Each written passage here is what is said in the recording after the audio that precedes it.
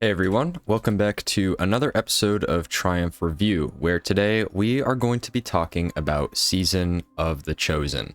This season really kind of set the bar in terms of storytelling for the seasonal model that we had, starting with Undying and ending with Season of the Wish. It overall just kind of like took the storytelling to another level and just had so many cool character interactions and just incredible scenes that happened, and in my opinion, one of the best exotic missions of all time. So starting off pretty simple here, we have the quest section, which is pretty much just do the seasonal story. You have completing all the seasonal storyline quests, unlocking vendor upgrades.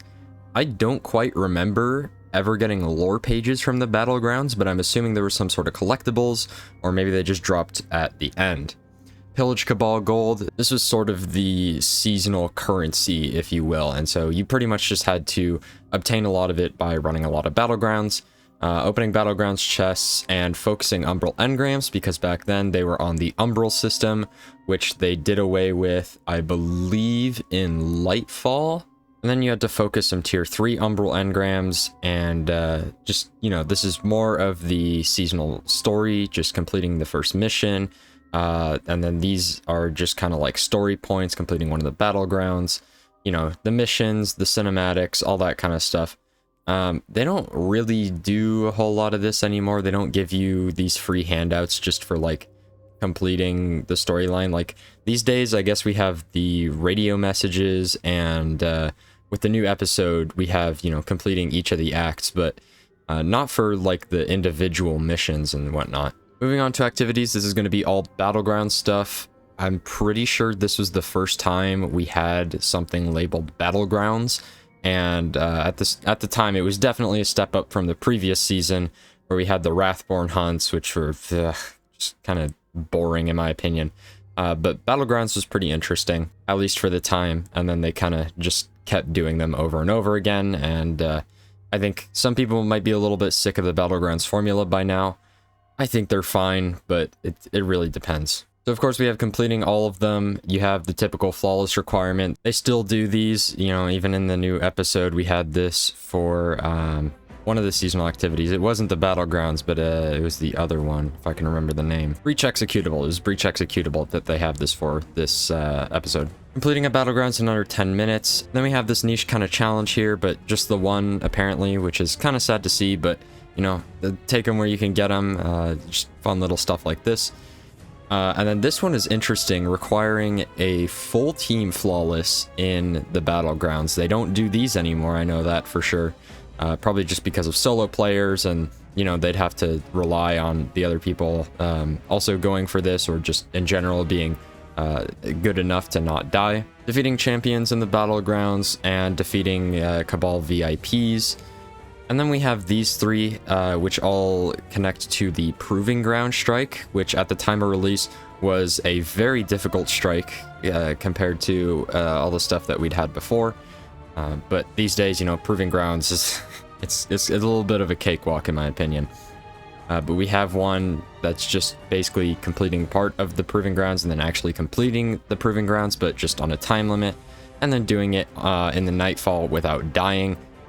I'm pretty sure you can just do this on the lowest difficulty, and yeah, you could have gotten it like that back in the day. Moving over to gear, we have only 3 here. Defeating Cabal while wearing the armor, defeating champions while wearing the armor, and collecting the mods. What's very interesting here is that we do not have the typical defeat combatants with seasonal weapons. It only has to do with armor, which is kind of strange. I'm kind of glad that they have sort of moved away from the armor stuff, because, you know, at this point, why should I clog up my armor slots with seasonal armor that I'll use to get a triumph and then dismantle? It's just pointless in my opinion.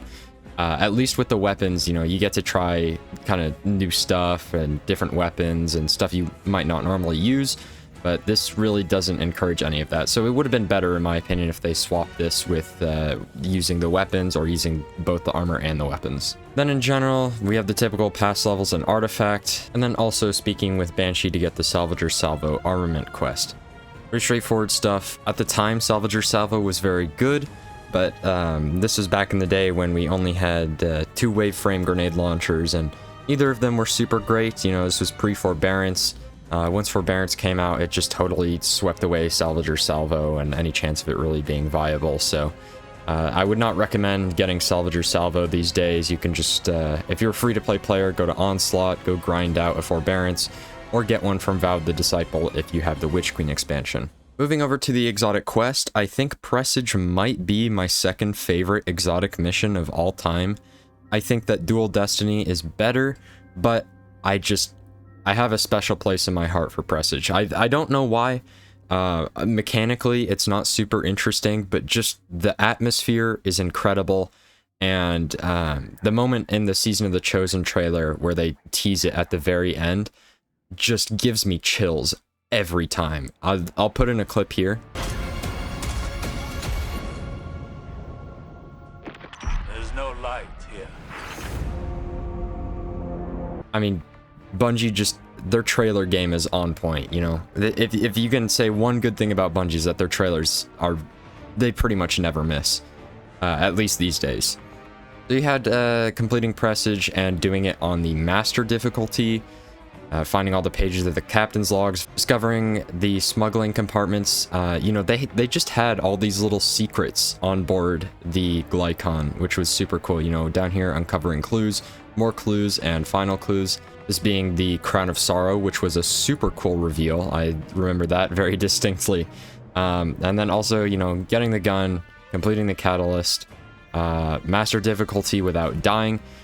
This was something that, like, you could get a team for, and I think it's like player based, so if you don't die but when your teammates die, like, you'll still get it, I think. And then solo flawless Presage is interesting. I do remember going for this, and I did get it. It was very fun. But yeah, just nice to see them put that in there. Moving over to strikes, this was the first time that we had guilding as a thing. So there's no individual Grandmaster title for Season of the Chosen. There's only guilding it, but they still put in all the Grandmasters here anyways. Overall, not too bad of a lineup. Devil's Lair, Insight, Saber, and Arms Dealer are all cakewalks. Proving Grounds was really the only hard one. Warden of Nothing was also pretty easy. So, you know, a pretty easy first guilding in terms of Grandmaster Nightfalls here. You also had to just complete Nightfalls, and I believe this was getting the Salvager Salvo ornament. Moving over, we have the Gambit, Crucible, and Trials tabs. You'll see I am missing, once again, the Crucible and Trials things, because, you know, why would I play PvP? But I did get the Gambit ones, very much the same as what we saw in Season of the Hunt, so I'm really not going to go over all of these. It's all just the same. And then we did have Guardian Games at this time. I believe this was the first Guardian Games, and it was the only one that I have really ever participated in. But I did indeed participate because I got all of the triumphs for this. So that's pretty cool. I don't have a whole lot of thoughts on Guardian Games. You know, there's accusations that it's been rigged and whatever. I really don't care. I'm just there to get my free loot and my triumphs and get out. The last thing to talk about with Season of the Chosen is the title, which is Chosen.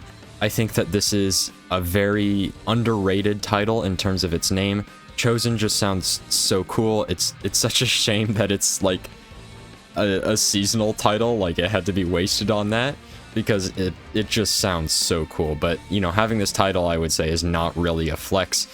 It's very much just easy, standard sort of seasonal triumphs to get it. Very straightforward and whatnot. That being said, though, you did have to do all of the secrets aboard the Glykon, which is kind of cool, but I would have liked to have seen maybe Solo Flawless Presage on here. You know, I like my titles more difficult, more gate-kept than probably the average player. So, you know, if you don't agree with that, don't flame me in the comments, just accept my opinion and move on. I'll accept yours. But that's really all I have to say. Chosen, very straightforward, and just started a trend of seasons, kind of established the baseline after we got the Beyond Light expansion. But that's about it. Thanks for listening to my opinions, and I'll see you later.